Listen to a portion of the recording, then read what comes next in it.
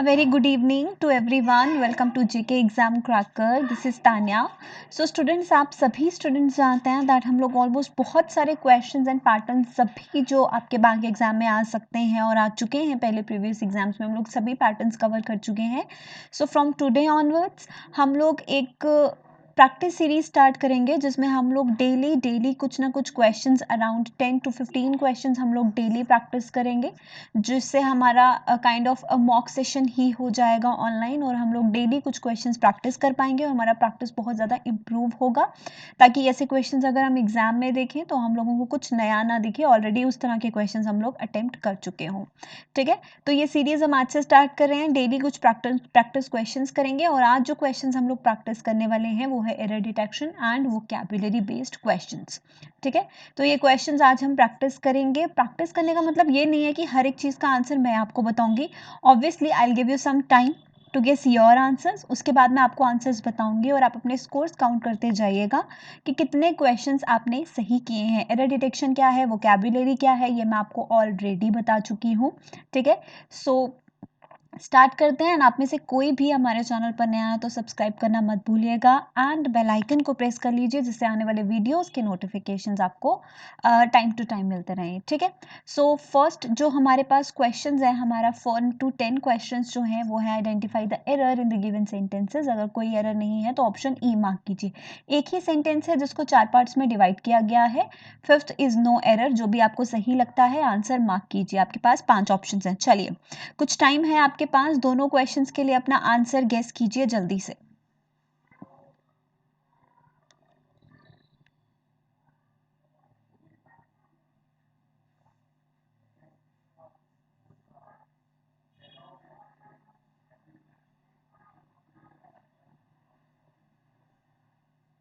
तो चलिए students, check करते हैं अपने आंसर्स. जिसने अभी तक आंसर्स नहीं किए हैं, अपने आंसर्स गेस नहीं किए हैं, वीडियो को पॉज करो और आंसर्स जल्दी से गेस करो और उसके बाद आंसर्स देखो. So the first sentence is the need to set up a good library in the locality has been in the minds of people for some time now.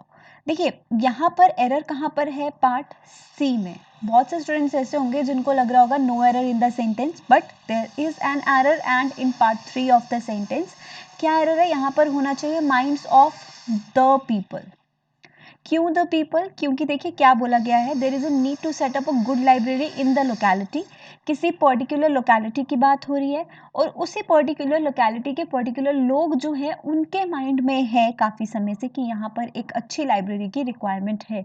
तो ओवरऑल इन जनरल लोगों की बात नहीं हो रही है, सिर्फ इस लोकेलिटी के लोगों की बात हो रही है.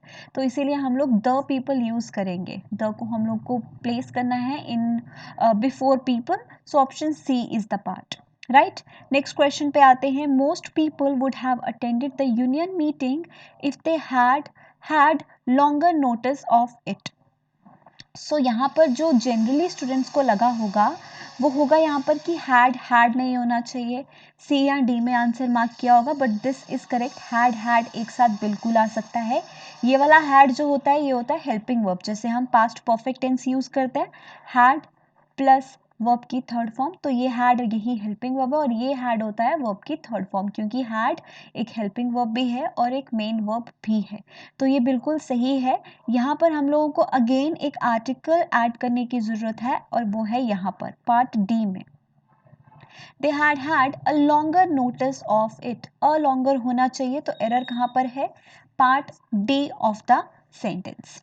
ठीक है, नेक्स्ट क्वेश्चन पर आते हैं. थर्ड एंड फोर्थ जल्दी से गेस करो अपने अपने आंसर, सो दैट हम लोग जल्दी से चेक कर पाएँ क्या आंसर्स होने चाहिए. You can pause your videos and guess your answers.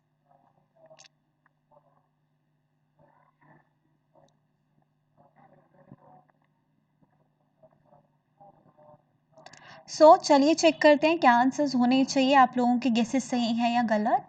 He took to dash he took 2 reading times for better knowledge of the fact. he took 2 reading times for better knowledge of the facts. देखिए students, जब हम articles की बात करते हैं, as you can see mostly errors हम articles के ही हैं. यहाँ पर आर्टिकल्स की बात करते हैं तो किसी भी न्यूज़पेपर, न्यूज़पेपर की बात करें, किसी भी जनरल की बात करें, किसी भी मैगज़ीन की बात करें, उसके नेम से पहले जनरली क्या लगाया जाता है, आर्टिकल द लगाया जाता है। और यहाँ पर देखिए सेंटेंस में ही took to the reading times for better knowledge of the facts.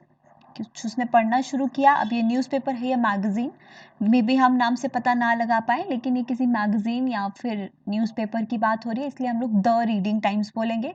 So error should be in part B of the sentence. I guess आपके आंसर सही होंगे। नेक्स्ट क्वेश्चन पर आते हैं। When children have difficulty understanding a certain mathematical process, difficulty आपको नहीं लगता यहाँ पर in होना चाहिए? किस चीज़ में difficulty आ रही है? Understanding a certain mathematical process, mathematical process कोई mathematics को समझने में difficulty आ रही है, तो यहाँ पर difficulty के बाद क्या होना चाहिए? in। तो accordingly किस part में error हुआ? Part A of the sentence. Fifth and sixth questions, pause your videos and mark your answers.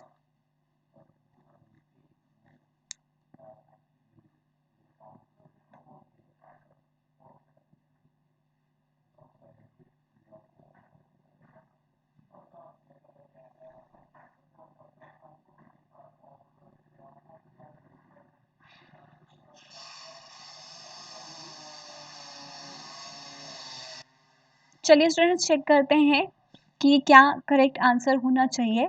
Question number 5 read करते हैं। Studies show that the lives of millions of mothers and their children could be saved if countries would invest in programmes that ensures. Programmes जो ensure करते हैं। अब यहाँ पर programmes देखा जाए तो ये सब्जेक्ट क्या है आपका, ये वर्ड क्या है, प्लूरल, प्रोग्राम्स। और जब भी हम एक प्लूरल नाउन के साथ वर्ब की फर्स्ट फॉर्म लगाते हैं, हम उसके साथ कभी भी एस या ई एस का यूज़ नहीं करते। अगर ये सिंगुलर होता, प्रोग्राम होता, तो हम लोग इंश्योर्स बोलते, लेकिन यहाँ पर क्या आना चाहिए, ओनली एंड ओनली इंश्योर। यहाँ पर एस की ज़रूरत हमें नहीं है। So accordingly error is in part C of the sentence. Next one पे आते हैं। Film viewers claim that the number of scenes depicting alcohol consumption have decreased. तो ये चीज़ पहले भी मैंने आप लोगों को बताई थी। अगर आपके सेंटेंस में दिया है द नंबर ऑफ, ठीक है, number of anything, number of students, number of scenes, कुछ भी नाउन हो सकता है, वर्ब हमेशा कैसी होगी, singular. This is very important and you need to remember this. और अगर दिया होगा अ नंबर ऑफ, तो वर्ब कैसी होगी, प्लूरल, ठीक है। तो यहाँ पर दिया है द नंबर ऑफ सीन्स, तो हमें वर्ब कैसी रखनी है, सिंगुलर। अगर यहाँ अ नंबर हो था तो ऑब्वियसली हम लोग हैव रखते। तो एरर कहाँ पर है, again in part C of the sentence, verb की एरर थी, ठीक है। आगे देखते हैं क्वेश्चन 7 एंड 8, रीड कीजिए जल्दी से। What should be the error in question number 7 and question number 8?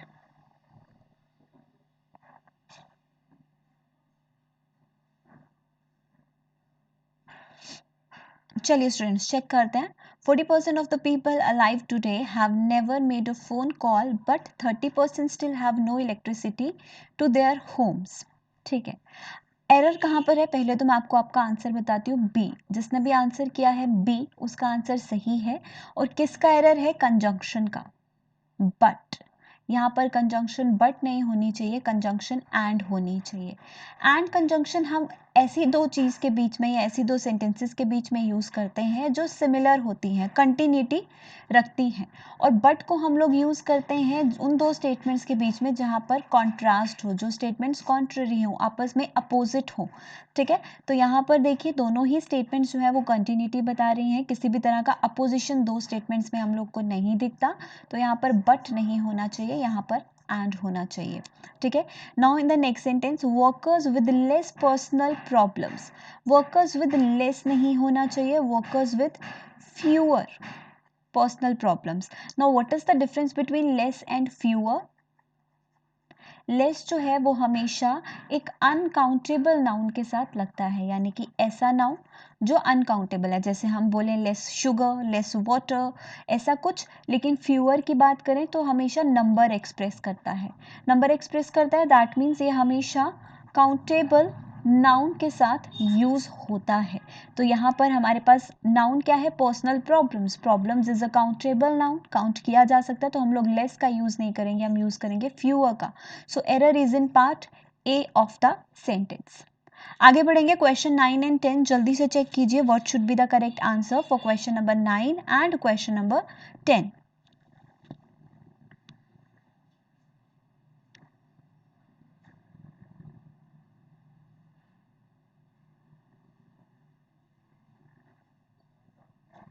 चलिए चेक करते हैं क्या आंसर होना चाहिए। जिसने अभी तक चेक नहीं किया है अपना आंसर, वीडियो को पॉज करके चेक करना। Everyone who visits Singapore is impressed by it's cleanliness which is mainly a result of rigorous implementation of its strict laws। यहाँ पर किसकी बात हो रही है, सब्जेक्ट क्या है, सिंगापुर। जैसे यहाँ पर सिंगापुर सिंगुलर है तो हम उसके लिए क्या लगाते हैं, न्यूटर जेंडर, इट्स लगाएंगे। तो यहाँ पर भी जनरली सिंगापुर की ही बात हो रही है तो हम यहाँ पर भी इट्स लगाएंगे, देयर नहीं लगाएंगे। ठीक है, तो यहाँ पर एरर कहाँ पर हो गया, part D of the sentence. Moving on to question number 10, the bridal dress was most unique, the prince designed it and his mother provided the lace fabric. Error कहाँ पर है, पार्ट बी में। क्या error है, most unique. There are various adjectives like unique, excellent, perfect, ideal। There are many words जो अपने आप में एक कंप्लीट फॉर्म रखते हैं। हम उनको कभी भी डिग्रीज में डिफाइन नहीं कर सकते, यानी कि हम उनके साथ मोर या मोस्ट जैसे वर्ड्स नहीं लगा सकते। यूनिक भी उन्हीं में से एक है। कभी भी सेंटेंस में दिखे मोर यूनिक लिखा है, मोस्ट यूनिक लिखा है तो वो इनकरेक्ट होगा।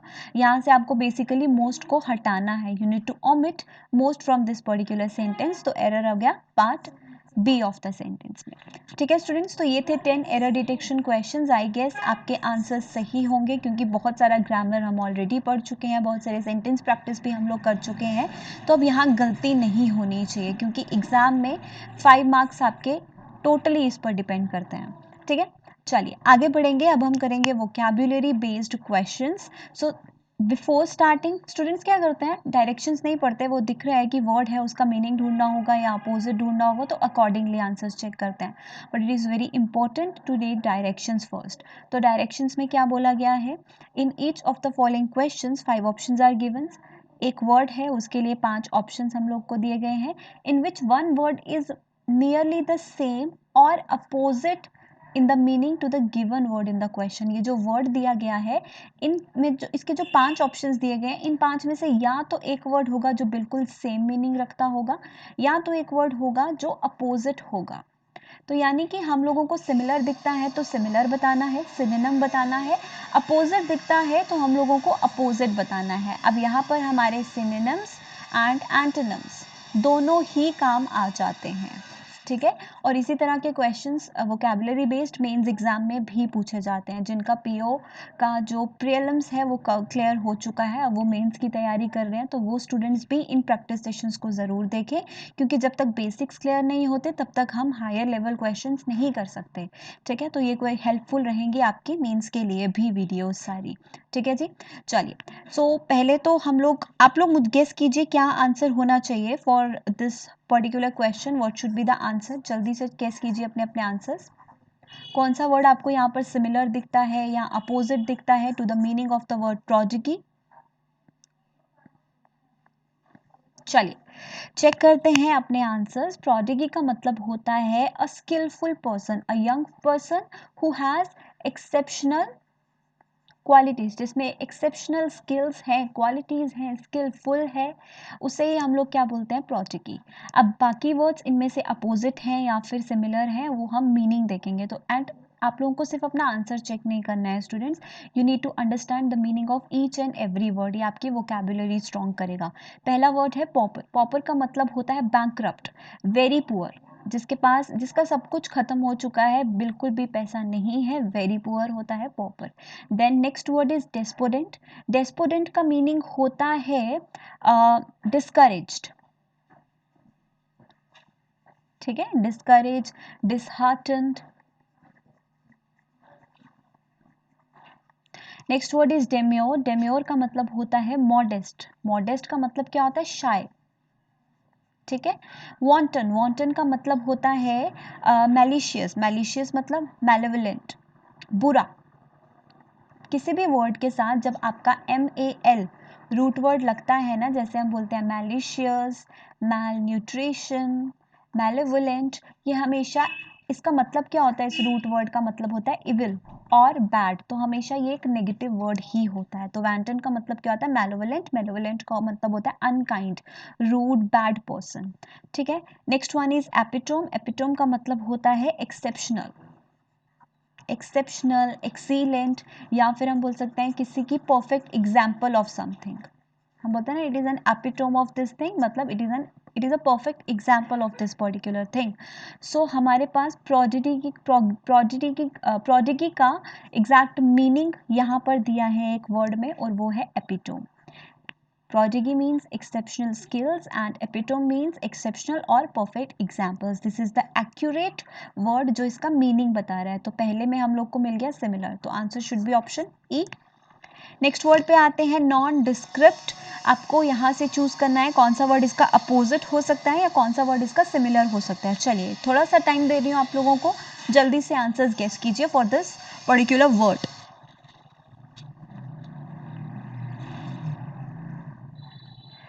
मैं आप लोगों को वन बाय वन मीनिंग बता देती हूँ। नॉन डिस्क्रिप्ट का मतलब होता है something which is not particularly defined, undefined, मतलब जिसको प्रॉपरली डिफाइन नहीं किया गया, आप समझ नहीं पा रहे हैं, प्रॉपरली लिखा नहीं गया है, प्रॉपरली डिस्क्राइब नहीं किया गया है, अनडिस्क्राइब्ड बोल सकते हो आप लोग, नॉट प्रॉपरली डिस्क्राइब्ड, उसी को हम लोग बोलते हैं non describe. Conducive, conducive word का मतलब होता है beneficial, something which is favourable for us, which is beneficial for us, good for, उसी को हम लोग बोलते हैं, उसी चीज़ को हम लोग कॉन्ड्यूसिव बोलते हैं। Next word is discern, discern का मतलब होता है कि जो भी आपको कहा जा रहा है वो चीज़ आप परसीव कर रहे हैं। फॉर एग्जाम्पल जो भी मैं आपको बता रही हूँ वो आप अच्छे से समझ रहे हैं, परसीव का मतलब वही होता है और वही होता है डिसर्न। ठीक है, नेक्स्ट वर्ड इज टैंटमाउंट, टैंटमाउंट का मतलब होता है इक्वल टू, सेम। ठीक है, इक्वल है इसके जैसा, सिमिलर है। Next word is defined, defined undefined का अपोजिट हो गया जो प्रॉपरली डिस्क्राइब्ड है। Next word is emancipate, emancipate का मतलब होता है फ्री कर देना। ठीक है, फ्री फ्रॉम अ प्रिजन और समथिंग, फ्रीडम दे देना, उसी को हम लोग बोलते हैं इमेंसिपेशन। ठीक है, सो नॉन डिस्क्रिप्ट का मतलब होता है अनडिफाइंड और इसका अपोजिट हम लोगों को दिख रहा है यहाँ पर, और अपोजिट क्या है, defined. So option D is the answer. ठीक है स्टूडेंट्स, आई गेस आपके आंसर सही होंगे। नेक्स्ट वर्ड इज सेवेंट, आपको इसका अपोजिट या फिर सिमिलर चूज करना है from the given options, so choose your options.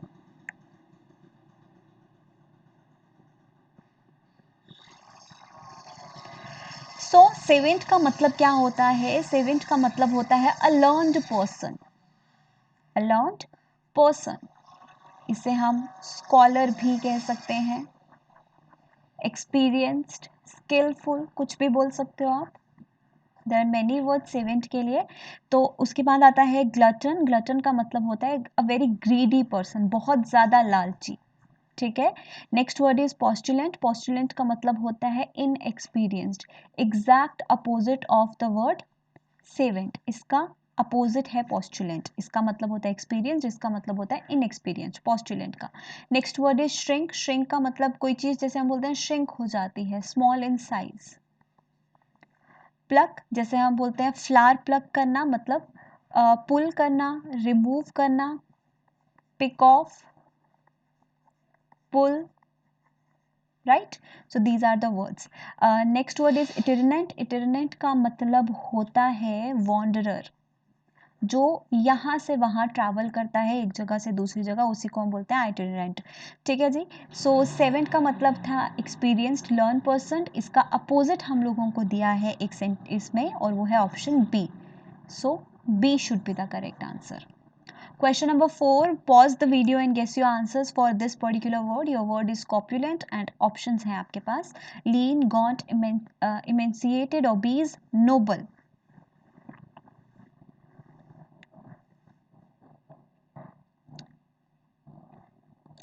So answers I guess आप लोगों ने गेस कर लिए होंगे, बहुत ही आसान वर्ड है। फर्स्ट जो वर्ड क्या है, कॉर्पुलेंट, कॉर्पुलेंट का मतलब होता है a fat person, a very fat person. ठीक है, लीन का मतलब होता है थिन, पतला। गॉन्ट का मतलब भी होता है थिन, वीक, कमजोर या पतला। ठीक है। उसके बाद है एमेंसिएटेड। एमेंसिएटेड का मतलब भी सिमिलर होता है, दैट इज थिन और वीक।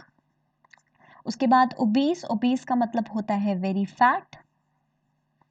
उसके बाद आता है नोबल। नोबल का मतलब होता है करप्टेड, करप्ट, ब्राइब, किसी से रिश्वत लेना, चोरी करना, गलत करना, उसी को हम लोग क्या बोलते हैं, नोबल। ठीक है। सो अभी हम लोगों ने देखा this one and this one, ये तीनों हमारे पास अपोजिट आते हैं, किसके, कॉर्पुलेंट के। लेकिन we have to choose only one, हम तीन के तीन आंसर्स मार्क नहीं कर सकते, तो हम इसका सिमिलर चूज करेंगे, that is option 4। D should be the correct answer for question 4। Now the last question of the session, the word is embezzle. आपको इसका मीनिंग या अपोजिट चूज करना है from the given options, misappropriate, balance, remunerate, clear, perfection. इस 5th question का answer मुझे आप लोग देंगे इन द कमेंट सेक्शन। ठीक है। मैं सभी स्टूडेंट्स के कमेंट्स रीड करती हूँ, सभी स्टूडेंट्स का जिसके आंसर सही होते हैं मैं हमेशा चेक करती हूँ। तो do answer in the comment section. अगर आपको कुछ पर्टिकुलर सेशंस चाहिए, कुछ पर्टिकुलर क्वेश्चंस पे प्रैक्टिस करना है तो मुझे बता दीजिए, हम इस सीरीज़ में वो क्वेश्चंस भी डेफिनेटली ऐड करेंगे। ठीक है स्टूडेंट्स, तो ये था आज का session. I hope you find this session helpful. If yes then do like the video. Till then take care, bye bye, thank you.